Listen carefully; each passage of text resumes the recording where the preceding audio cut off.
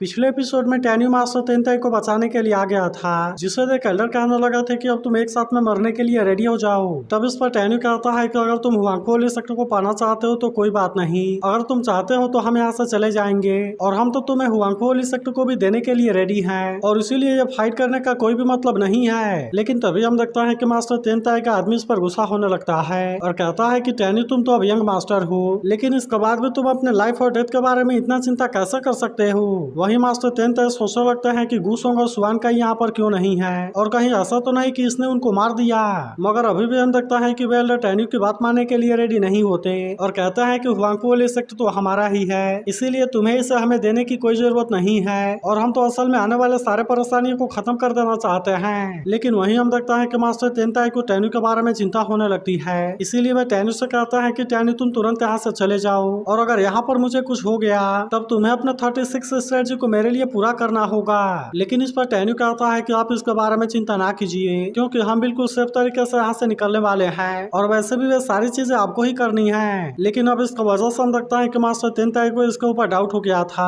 और इसीलिए वह समझ जाते हैं कि ये टैन्यू के रूप में कोई और है। तब इस पर वो टैन्यू भी कहता है कि मैंने तो तुम्हें अंडर एस्टिमेट किया और फिर वो तुरंत ही अपने डैगर का यूज करके मास्टर तेनताई पर अटैक कर देता है, जिससे तक उसके साथ वाले एल्डर कहता है कि फेई फैमिली का फैंटम गॉड टेलिस्मैन और स्पिरिट रिस्ट्रेनिंग डैगर तो सच में कमाल के हैं और इसीलिए मास्टर तेनताई भी अब कुछ नहीं कर सकता। वहीं टैन्यू कहता है कि अगर अब तुम मेरे बारे में जान ही गए हो तो फिर मैं इसे सबके सामने एक्सपोज कैसे होने दे सकता हूँ। फिर हम देखता है कि वो अपने पावर का यूज करके अटैक कर देता है, जहाँ पर कि मास्टर तेनताई अब अपने आप को बचाने के लिए कुछ भी नहीं कर पाते और आखिरकार वो इसमें मारे जाते हैं। लेकिन अब इस बात से मास्टर तेनताई का आदमी इस पर काफी गुस्सा हो गया था और कहता है कि टैन्यू तुम तो गद्दार हो। लेकिन इस पर टैन्यू कहता है कि अब तो मास्टर तेनताई मर गया, इसीलिए यहाँ का नया सेक्ट मास्टर मैं हूँ और क्या इसके बाद भी तुम मुझे डिसरिस्पेक्ट करोगे। तब इस पर मास्टर तेनताई का आदमी कहता है कि तुमने तो उनको मार दिया और इसके अलावा अब तो तुम सेक्ट मास्टर के पोजीशन को भी लेना चाहते हो और अब इतनी बात कहने के बाद वो इसे मारने के लिए आता है। लेकिन तभी हम देखता है कि टैन्यू यहाँ से गायब हो जाता है, जिस पर वो आदमी हेवनली पनिशमेंट और असैसिन से कहता है कि तुम मेरी बात सुनो क्योंकि टैन्यू ने मास्टर तेनताई को मार दिया है और अब इसीलिए हमें उसे किसी भी तरह से पकड़ना होगा। फिर वो जून से कहता है कि तुम अपने लोगों के साथ इंपीरियल पैलेस को गार्ड करने के लिए रेडी हो जाओ ताकि टैन्यू यहाँ से बाहर ना जा सके। जिसके बाद हम देखता है कि जून भी इसके बात मानने के लिए रेडी हो गई थी और वे तुरंत ही टैन्यू का पीछा करने के लिए चले जाते हैं। वहीं एल्डर कहता है कि मास्टर तेनताई ने तो पहले से इसके बारे में अरेंज कर लिया था और ऐसा लगता है कि वो हमें अपने ट्रैप में फंसाना चाहता था। वहीं बाकी एल्डर कहता है कि मास्टर तेनताई तो मारा गया और इसे मारने वाला और कोई नहीं बल्कि टैन्यू ही है और इसीलिए पता नहीं अब इसके बारे में क्या होगा। तभी हम देखता है कि होली पगोड़ा के अंदर कोई हलचल होने लगती है और मास्टर तेनताई की सोल इनके सामने आ जाती है। फिर मास्टर तेनताई गुस्सोंग और सुआन का इससे कहता है कि तुम टैन्यू को लेकर जल्दी से छुप जाओ और जब तक तुम्हारे पास में ज्यादा ताकत ना हो जाए तब तक तुम हुआंगफू वाली सेक्ट में वापस मत आना। लेकिन हम देखता है कि सुआन काई काफी उदास हो गया था और कहता है कि सेक्ट मास्टर क्या सच में आप मर गए। तब इस पर मास्टर तेनताई कहता है कि ये तो कल्टीवेशन का रास्ता है और इसीलिए एक मॉर्टल अपने मौत से कैसे बच सकता है। मगर वहीं हम देखता है कि टैन्यू को भी इसके बारे में चिंता होने लगती है और वो मास्टर तेनताई से पूछता है कि आखिरकार हुआ क्या। तब इस पर मास्टर तेनताई कहता है कि मुझे 9 डिवीजन के प्लानिंग के बारे में पता चल गया था, इसीलिए मैंने भी इसके बारे में प्लानिंग बना लिया था, लेकिन मैंने कभी नहीं सोचा था कि कोई तुम्हारा रूप लेकर वहाँ पर आ जाएगा। फिर वह कहता है कि वैसे तो मैंने उसे पहचान लिया था, लेकिन फिर भी वो मुझ पर स्नीक अटैक करने में कामयाब हो गया और इसीलिए उसने मुझे मार दिया। तब उस पर गुस्सों कहता अब तो सबको लगेगा कि टैन्यू ने ही आपको मारा है। वहीं हम देखता है कि टैन्यू को भी इसके बारे में चिंता होने लगती है क्योंकि अब पूरा हुआंगफू वाली सेक्ट से मारने के लिए इसके पीछे आएगा। तब उस पर मास्टर तेनताई कहता है कि जब मैं सेक्ट मास्टर बना था तब उस समय मैंने अपने सोल के कण को होली पगोड़ा में कैद कर दिया ताकि अगर मुझे कभी कुछ हो जाए तो मैं इसका सच्चाई के बारे में रिवील कर सकूं। फिर वह टैन्यू से कहता है कि जब तुम्हारे पास में इनफ ताकत हो जाएगी तब उसके बाद से तुम हुआंगफू वाली सेक्ट में वापस आना और फिर मैं सबके सामने इसके बारे में रिवील कर दूंगा। तब उस पर टैन्यू भी कहता है कि मैं आपके रियल किलर के बारे में पता जरूर लगाऊंगा और फिर मैं उससे आपके मौत का बदला जरूर लूंगा, लेकिन अभी के लिए सबसे जरूरी आपके सोल को बचाना है क्योंकि उसके बाद मैं आपके सोल को रिइंकार्नेशन के लिए भेज दूंगा और फिर 50 साल के बाद आप यहाँ पर वापस आ सकते हैं। लेकिन मास्टर तेनताई इसके बात के ऊपर यकीन नहीं करते और कहते हैं कि केवल कंप्लीट सोल के पास में रिइंकार्नेट होने का चांस होता है, जबकि मेरे पास में तो सोल का केवल एक छोटा सा कण बचा हुआ है और इसीलिए कभी भी रिइंकार्नेट नहीं हो सकता। फिर वह कहने लगता है कि मेरा टाइम अब खत्म हो रहा है, इसीलिए मैं तुमसे कुछ जरूरी चीजों के बारे में बात करना चाहता हूँ जो कि तुम्हारे और मेरे लिए बहुत ही जरूरी है। फिर वह टैन्यू से बता देता है कि सियाना असल में एक गर्ल है और वो असल में मेरी डॉटर है, इसीलिए मुझे सबसे ज्यादा उसी के बारे में चिंता है और इसीलिए मैं चाहता हूँ कि अब से तुम उसका ख्याल रखना। फिर वे कहता है कि तुम्हें हुआंगफू सेक्टर को भी बचाना है। तब हम देखता है कि टेन्यू भी इसके लिए मान गया था और वो मास्टर तेंता से कहता है कि आप इसके बारे में चिंता ना कीजिए। फिर मास्टर तेंता सुवान का ऐसे कहता है कि तुम टेन्यू को प्रोटेक्ट करना और उसे बता देना कि वो होली पगड़ा को सही से यूज करे और अब से टेन्यू ही असेसिन और हेवनली पनिशमेंट का मास्टर होगा। तब हम देखता है कि सुवान का भी उदास होते हुए इसके लिए मान जाता है। तभी टेन्यू मास्टर तेंता ऐसा कहता है कि जब आप वापस आएंगे तब आप हुआंगफू सेक्टर को पूरी तरह से एक में देखेंगे। तभी हम देखता है कि कोई टेन्यू पर अटैक करने के लिए आ गया था, लेकिन सुवान का तुरंत इसे रोक देता है। फिर वह टेन्यू से कहता है कि तुमने तो सेक्ट मास्टर को मार दिया, इसीलिए तुम तुरंत ही हमारे सामने सरेंडर कर दो और तुम हमारे साथ में सेक्ट में वापस चलो। तब इसे देख मास्टर तेंता टेन्यू से कहते हैं कि तुम गुस्सोंग और सुवान काई के साथ में तुरंत यहाँ से चले जाओ। मगर तभी हम देखता है कि टेन्यू अपने किसी पावर का यूज करने लगता है, क्योंकि इस समय मास्टर तेंता के सोल सबसे वीक है और इसीलिए वो इसे किसी तरह से बचाना चाहता है। फिर हम देखता है कि वो अपने पावर का यूज करके यहाँ पर कोई पोर्टल भी ओपन करने लगा था ताकि वो मास्टर तेंता के सोल को इनकारनेट होने के लिए भेज सके। तब इसे देख सुवान काई गुस्सों से कहता है कि तुम इनको प्रोटेक्ट करो जबकि मैं उनको मारने के लिए जा रहा हूँ। तब इसे देख वो सुवान काई से कहता है कि अगर तुम टेन्यू को बचाने के लिए कोशिश करोगे तो फिर तुम भी इसमें मारे जाओगे। तब इस पर सुवान काई कहता है कि तुम तो इतनी जल्दी हमारा पीछा करने के लिए आ गए, इसीलिए क्या तुम्हें इसके बारे में पहले से पता था कि कोई इनको मार देगा और इसीलिए मुझे लगता है कि इसमें कोई बहुत बड़ी साजिश है और इसीलिए तुम यहाँ पर हमें भी मारने के लिए आए हो। तब हम देखते हैं कि वह असैसिन इस बात से गुस्सा होने लगते हैं, इसीलिए सुवान काई भी इनका सामना करने के लिए रेडी हो गया था और वो भी अपने पावर का यूज करके इन पर अटैक करने लगता है। फिर हम देखते हैं कि वो अपने होली हैंड वाले पावर का भी यूज करके अटैक करने के लिए रेडी हो गया था, जिससे देखते हैं असैसिन की हालत काफी खराब हो जाती है और वो तुरंत अपनी जान बचाने के लिए वहाँ से भागने लगते हैं। वहीं हम देखता है कि टेन्यू ने मास्टर तेंताई के लिए व्हील पाथ को ओपन कर दिया था और कहता है कि आप इसमें एंटर करने के बाद इनकारनेट हो जाएंगे, लेकिन ऐसा होते ही अब तक कि आपकी सारी मेमोरी खत्म हो जाएगी, इसीलिए ही मैंने आपके माइंड में एक पैसेज को सील कर दिया है जो कि आपको हुआंगफू सेक्टर में आने के लिए याद दिलाएगी। फिर वो कहता है कि उसके बाद मैं आपके मेमोरी को रिकवर करने के लिए हेल्प करूंगा। तब इससे भी समझ सकता है कि एक असैसिन इन पर अटैक करने के लिए आता है, लेकिन सुवान काई ने आकर इसका अटैक को रोक लिया था। मगर वहीं हम देखता है कि सुवान काई टेन्यू के इस बात से हैरान हो गए थे, इसीलिए वे पूछने लगता है कि आखिरकार तुम कौन हो और तुम ऐसे सीक्रेट टेक्निक के बारे में कैसे जानते हो। तब इस पर टेन्यू कहता है कि अभी के लिए मैं आपको इसके बारे में नहीं बता सकता, इसीलिए जैसे ही आप फिर से रिइंकार्नेट होकर वापस आएंगे तो फिर मैं आपको इसके बारे में बता दूंगा। जिसके बाद हम देखता है कि मास्टर तेंताई भी इसके बात मानने के लिए रेडी हो गए थे और कहता है कि तुम सियाना और उसके ग्रैंडफादर का अच्छे से ख्याल रखना ताकि कोई भी उनका एडवांटेज ना ले सके। तब इस पर टेन्यू कहता है कि आप भी अपना ख्याल रखना और मैं आपके वापस आने का वेट करूंगा। फिर हम देखते हैं कि वो मास्टर तेंताई को सोल को व्हील पाथ में भेजने के लिए रेडी हो गया था, लेकिन तभी हम देखते हैं कि असैसिन इसे देख लेते हैं और वे फिर से इस पर अटैक करने के लिए डिसाइड कर लेते हैं। मगर तभी हम देखते हैं कि सुवान काई ने इसे मार दिया था और कहता है कि मेरे होते हुए तुम इनका कुछ भी नहीं कर सकते। वहीं हम देखता है कि गुसुंग भी एक असैसिन के साथ में फाइट कर रहा था जो कि सबसे पहले टेन्यू को रोकना चाहता है और इसीलिए वो इस पर अटैक करने के लिए आने लगता है, लेकिन तभी हम देखता है कि टेन्यू अपने पावर को कंप्लीट कर लेता है, इसीलिए वे असैसिन इनका कुछ भी नहीं कर पाते और टेन्यू गुसुंग और सुवान काई के साथ में किसी दूसरे जगह पर आ गया था। तब हम देखता है कि सुवान काई को मास्टर तेंताई के बारे में चिंता होने लगती है और इसीलिए वो टेन्यू से पूछता है कि मास्टर तेंताई कहाँ पर है, जिस पर टेन्यू कहता है कि आप इसके बारे में चिंता ना करो क्योंकि मास्टर तेंताई फिर से वापस जरूर आएंगे। जिसके बाद सुवान काई टेन्यू से पूछता है कि अब हमें इसके बारे में क्या करना चाहिए। तब टेन्यू कहता है कि उन्होंने तो मास्टर तेंताई को मार दिया है और इसीलिए वे अब किसी तरह से हुआंगफू सेक्टर को अपने कंट्रोल में लेने के लिए कोशिश करेंगे,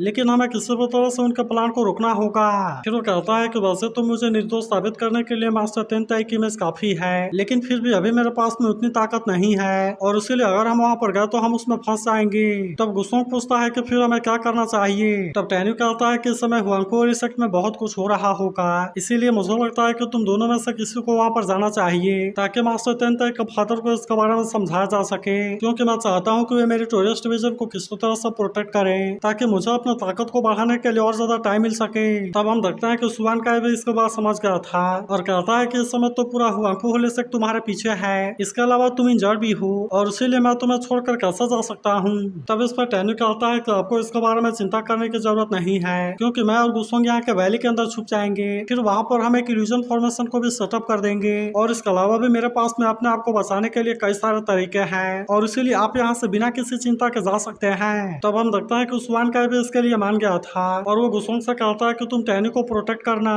तब इस पर गुसोंग कहता है कि तुम इसके बारे में बिल्कुल भी चिंता ना करो। फिर हम देखता है कि टेन्यू वैली के अंदर आ गया था जहाँ पर कि अभी भी उसे हुआंगफू सेक्टर के बारे में चिंता हो रही होती है क्योंकि 6 हेवनली पैलेस कभी कभी भी वहाँ पर अटैक कर सकते हैं। इसके अलावा हम देखते हैं कि इसे यूकिन के वेडिंग के बारे में भी चिंता होती है। वहीं उधर हम देखते हैं कि मास्टर तेंताई के फादर को भी इसके बारे में पता चल गया था, इसीलिए वे इसके बारे में जानकर काफी उदास होते हैं और कहता है कि मैंने कई बार तुम्हें इसके बारे में वार्न किया था, लेकिन इसके बाद भी तुमने टैन्यू के बारे में मेरी कोई बात नहीं सुनी। अब इसीलिए हम देखते हैं कि मास्टर तेंताई का फादर भी टैन्यू पर काफी गुस्सा हो गए थे और कहता है कि मेरे बेटे तुम इसके बारे में बिल्कुल भी चिंता ना करना, क्योंकि मैं तुम्हारा बदला लेने के लिए टैन्यू को जरूर मारूंगा। तभी मास्टर तेंताई का आदमी कहता है कि मैंने टैन्यू को मारने के लिए अपने लोगों को भेज दिया है और इसके अलावा मैं मेरी टूरिस्ट डिवीजन के लोगों को भी मारने वाला हूँ। तब इस पर मास्टर तेंताई का फादर कहता है कि अगर उनको इतनी आसान मौत मिलेगी तो फिर इसका वजह से तो मेरे बदले की आग बिल्कुल भी शांत नहीं होगी, इसीलिए मैं चाहता हूँ कि तुम मेरी टूरिस्ट डिवीजन के सारे मेंबर को हॉस्टेज बना लो, क्योंकि इनका यूज करके हम टैन्यू को यहाँ पर लाने के लिए मजबूर कर देंगे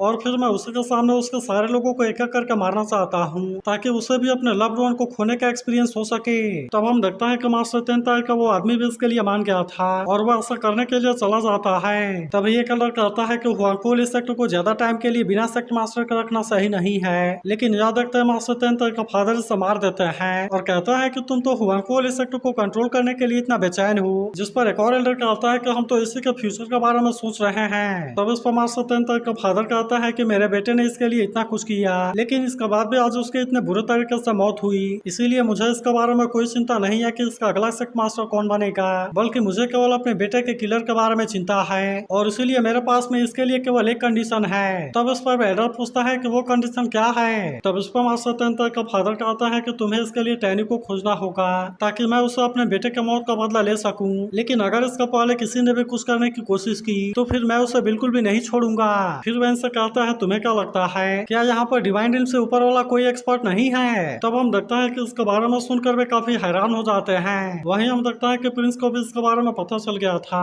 और कहता है कि मैंने तो हुआंगफू इस सेक्टर को अंडर एस्टिमेट कर रहा था और कहता है कि मैं तो हुआंगफू इस सेक्टर को अंडर एस्टिमेट कर रहा था, जबकि वहाँ पर तो असल में कोई बहुत ही पावरफुल है और इसीलिए मुझे इसके बारे में सोचना होगा। मगर तभी हम देखता है कि इसका मुंह से ब्लड आने लगता है, जिससे देख एल्डर पूछता है कि अब आपकी इंजरी कैसी है, लेकिन हम देखता है कि प्रिंस को इसके बारे में कोई चिंता नहीं होती और वो एल्डर से कहता है कि तुम इसके बारे में कोई भी लापरवाही ना करना, क्योंकि अगर हमने कुछ भी किया तो हम इसमें पकड़े जाएंगे। तब हम देखता है कि वो एल्डर भी इसकी बात मानने के लिए रेडी हो जाता है। तभी प्रिंस कहता है कि मैंने टैन्यू को खोजने के लिए अपने लोगों को भेजा था, लेकिन अभी तक भी उनके बारे में कोई खबर नहीं मिली, इसीलिए मुझे लगता है कि इसके लिए और ज्यादा लोगों को भेजना होगा ताकि हम टैन्यू को जल्दी से पकड़ सकें और फिर हम तेंताई को इसके लिए मना सकें। जिसके बाद हम देखता है कि एल्डर भी इसकी बात मानने के लिए रेडी होता है। फिर अगले सीन में हम देखता है कि सभी एल्डर इसके बारे में डिस्कस कर रहे थे, जहाँ पर वह कहता है कि हमारी प्लानिंग तो कामयाब हो गई, इसीलिए अब हम मेरी टूरिस्ट डिवीजन को अपने कंट्रोल में ले सकते हैं और फिर हम टैन्यू को यहाँ पर आने के लिए मजबूर कर सकते हैं। अब इसीलिए इनको लगता है कि अगर इन्होंने टैन्यू को मार दिया तो फिर हुआंगफू इस सेक्टर को अपने कंट्रोल में करना बहुत ही आसान हो जाएगा। तभी एक एल्डर कहता है कि ये काम तो बहुत पहले हो चुका होता, लेकिन असल में पिछले 10 सालों से तेंताई ने इसके बारे में कोई भी एक्शन नहीं लिया और इसीलिए ऐसा लगता है कि मेरी टूरिस्ट डिवीजन के बारे में हम भी कुछ नहीं कर सकते। मगर तभी हम देखता है कि किनचेंग जड़ हालत में यहाँ पर आती है, जिससे देखते हैं उसका फादर पूछता है कि तुम्हें ये इंजरी कैसे आई। फिर वो कहता है कि कहीं ऐसा तो नहीं कि हमारे जॉइंट फोर्स ने तेंताई के प्रोटेक्शन को नहीं तोड़ सके। तब उस पर किनचेंग कहती है कि हम इसको तोड़ने में कामयाब हो गए थे, लेकिन तभी अचानक से वहाँ पर जिन क्लैन के गार्ड आ गए, इसीलिए उन लोगों ने सबसे पहले वहाँ पर कब्जा कर लिया और हमारे पी डिवीजन के अलावा बाकी सभी लोगों को बहुत ज्यादा लॉस हुआ। तब हम देखता है कि एक एल्डर इसके लिए जिनसियान पर गुस्सा होने लगता है और कहता है कि ऐसा करने का तुम्हारा क्या मतलब है। तब इस पर जिनसियान कहता है कि पावर ही मायने रखती है और इसीलिए क्या तुम्हें अभी भी समझ नहीं आया। तब हम देखता है कि किनचेंग इसके ऊपर गुस्सा होने लगती है और कहते हैं कि तुम हमें क्यों मारना चाहते हो, लेकिन हम देखता है कि जिनसियान को इसके बारे में कोई भी चिंता नहीं होती और कहता है कि इसके बारे में बात करने की तुम्हारी हिम्मत भी कैसे हो गई। लेकिन अब इस बात से उसका फादर भी गुस्सा होने लगता है और कहता है कि तुम बहुत आगे जा रहे हो। तब इस पर जिनसियान कहता है कि तुम सभी बहुत बड़े बेवकूफ हो और क्या तुम्हें लगता है कि अगर तुमने टैन्यू को मार दिया तो फिर तेंताई तुम्हें हुआंगफू इस सेक्टर को हैंड ओवर कर देगा। फिर वो कहता है लेकिन तुम इसके बारे में कोई भी चिंता ना करो, क्योंकि मैं तेंताई को भी देख लूंगा और इसीलिए चाहे वो कुछ भी कर ले नया सेक्ट मास्टर यहाँ जरूर बनेगा। तब यह सुनकर वे सभी पूछता है कि इस बात से तुम्हारा क्या मतलब है। तब इस पर जिनसियान कहता है कि हमारे आर्मी ने हुआंगफू इस सेक्टर को चारों तरफ से घेर लिया है, जिसमें कि डिवाइन सोल वाले भी बहुत ज्यादा पावरफुल लोग हैं और अब इसीलिए हमें रोकने के लिए कोई भी कुछ नहीं कर सकता। तब हम देखता है कि बाकी एल्डर को भी इसकी सलाह की समझ में आ गई होती है और कहने लगता है कि तुम्हारा टारगेट असल में मेरी टूरिस्ट डिवीजन नहीं था, बल्कि तुम तो असल में हमारे 4 डिवीजन की ताकत को कमजोर करना चाहते थे। तब इस पर जिनसियान कहता है कि नहीं, केवल ऐसा ही नहीं है, बल्कि मैं तो मेरी टूरिस्ट डिवीजन का यूज करके टैन्यू को यहाँ पर आने के लिए मजबूर मजबूर करना चाहता हूँ और फिर मैं उसे सबके सामने मार दूंगा। फिर वो तुओबा से कहता है कि मैं तुम्हारे प्रिंस के चालाकी के लिए थैंक यू बोलना चाहता हूँ, क्योंकि अगर वो नहीं होता तो हम इसमें इतना आसानी से कामयाब नहीं हो पाते। वहीं गुसोंगा सुआन का टैन्यू को बताता है कि बहुत बड़ी प्रॉब्लम हो गई है। जिसके बाद हम देखता है कि टैन्यू भी होली पोगड़े से बाहर आ गया था। फिर गुसोंगा बताता है कि तेनतायू ने वहाँ के सिचुएशन को कंट्रोल करने के लिए कोशिश किया, लेकिन 9 डिवीजन के एल्डर इसके लिए नहीं मान रहे और वे सेक्ट मास्टर के कंपटीशन के लिए फोर्स कर रहे हैं। फिर वो बताता है कि जिन लूजू ने सेक्ट मास्टर के पोजीशन को ले लिया है और इसके लिए कल सुबह में सेरेमनी भी होने वाली है। तब इस पर टैन्यू कहता है कि फिर भी वो तो इसके बारे में कुछ भी नहीं कर सकते, क्योंकि आपने ही कहा था कि हम सेक्ट मास्टर के होली सोल के मदद से सेक्ट मास्टर के पोजीशन को ले सकते हैं। तब इस पर सुवान का कहता है कि जिन किलर ने तेनतायू के प्रोटेक्शन को बाईपास कर लिया है, इसीलिए उन्होंने मेरी टोरिस्ट डिवीजन के लोगों को भी पकड़ लिया है और कल वे सबके सामने उनको मारने की भी धमकी दे रहे थे। तब इसके बारे में सुनते ही टैन्यू इस बात से काफी गुस्सा हो जाता है और कहता है कि मैं उनको ऐसा कुछ भी नहीं करने दूंगा। तो क्या आपको लगता है कि टैन्यू अपने लोगों को जिन क्लैन से बचा पाएगा? इसके बारे में कमेंट करके जरूर बताना और अगर आप इसके अगले एपिसोड के लिए भी एक्साइटेड हो तो इस वीडियो को लाइक जरूर कर देना।